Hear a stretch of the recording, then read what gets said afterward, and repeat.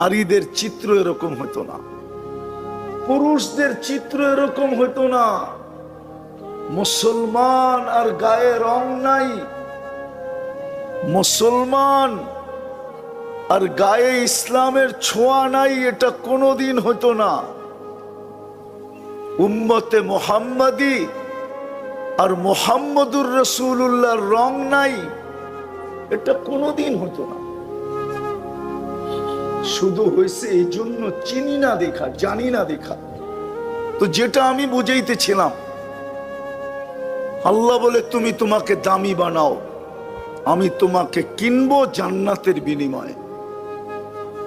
জান্নাতেরই বর্ণনা দিতেছিলাম একটু, দেখি আপনাদের দিলে লাগে কিনা, জিহ্বায় পানি আসে কিনা, মনে আগ্রহ জাগে কিনা, শৌক আর আগ্রহ জাগে কিনা।